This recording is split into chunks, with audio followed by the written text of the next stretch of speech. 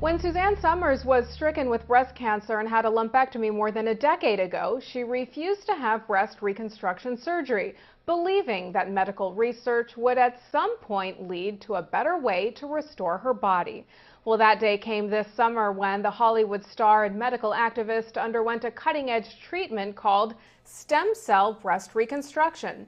Here is the final segment of Newsmaxhealth's exclusive interview with Suzanne, in which she explains how the stem cell option can be available to all women.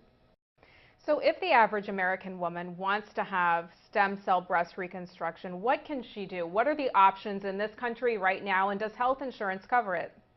Right now, they can get in on my clinical trial at Hollywood Presbyterian Hospital. So they could either call Hollywood Presbyterian or they could call Dr. Joel Aronowitz. And if they get in on this clinical trial before they close it, they can get it done for free.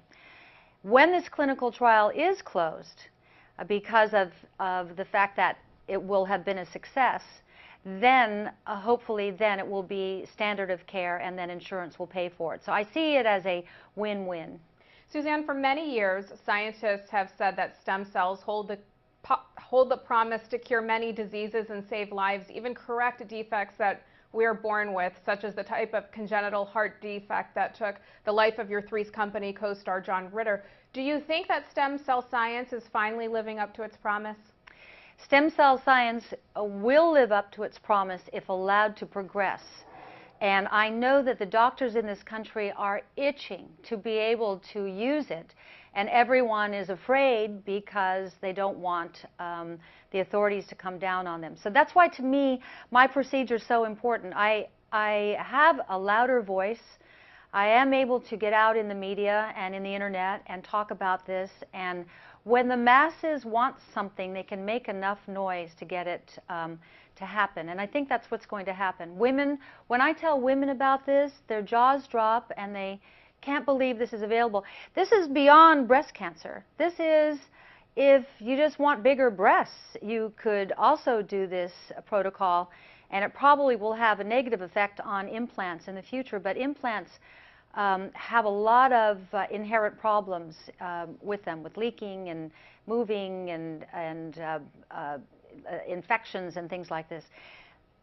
Putting my stem cells in my breast, I cannot reject me. And that is why I've had no trouble with this at all. It's just like my stem cells went, oh, we're up here now? Okay, great. So it's quite a remarkable thing. And I hope that stem cell protocols become the way of medicine. And I really believe, I was speaking with a futurist, Ray Kurzweil, and he said in the next 13 to 15 years that stem cell protocols and nanotechnology will be the way it's done, and the present paradigm of medicine will change completely. The catch is, you have to get there healthy. You can't limp into it. And so all these steps that people are taking today for their health, the way they eat, the way they sleep, the way they manage their stress, the way they avoid chemicals and eat organic food and avoid pharmaceuticals unless absolutely necessary, you do those things and you most likely will be able to access the great advancements that are coming in the next 13 to 15 years. You've written more than 20 books on health issues, but you seem to be so emotional and passionate about stem cell breast reconstruction, even more than other medical topics that you talk about. Why is that? Well, I went after this, and because you know, I'm a very confident woman, so it was okay to have you know, a lopsided figure, even though at times in my life, and maybe hopefully even today, I was considered sexy and a sex symbol and all that. I think women can stay sexy and keep their edge forever, indefinitely. It's a state of mind.